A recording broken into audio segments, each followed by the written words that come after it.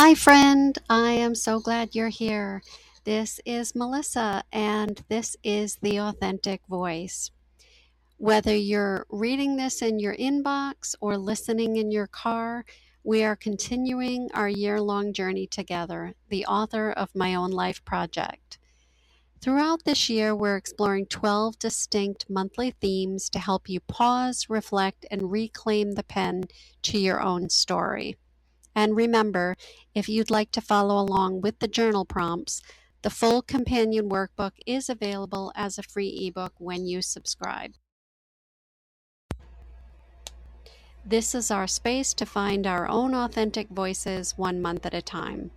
Today's reflection is about learning to witness your feelings without letting them become your identity. Like April weather, our emotions can shift from sunshine to storm in a matter of minutes. We tend to treat our emotions like intruders. When we feel anxious, sad, or overwhelmed, our first instinct is often to fix it or evict the feeling as quickly as possible. We label certain emotions as bad, which only adds a layer of secondary suffering. We aren't just sad, then we're guilty for being sad. The emotional landscape framework asks you to view your internal state like a meteorologist rather than a judge.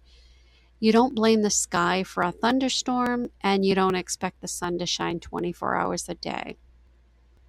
By identifying your mood as a weather pattern, you acknowledge two vital truths.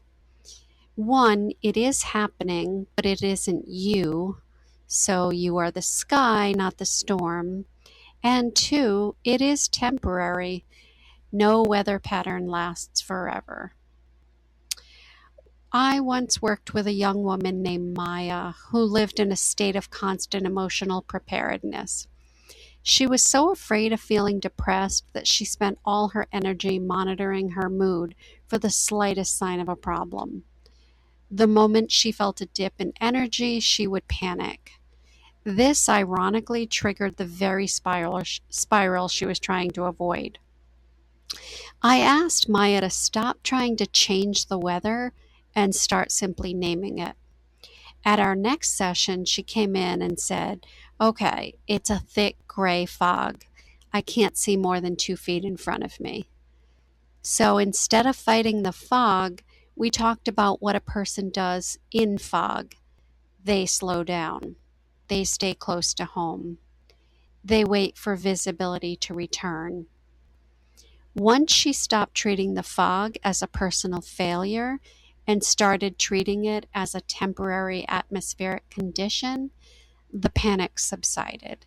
She learned that she could survive a cloudy day without it becoming a permanent winter.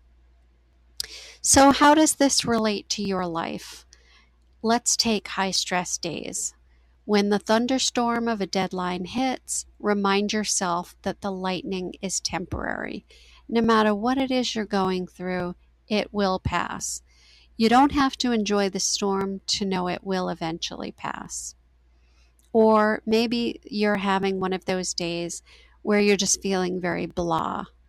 Some days are just overcast. You don't need a deep psychological reason to feel a bit flat.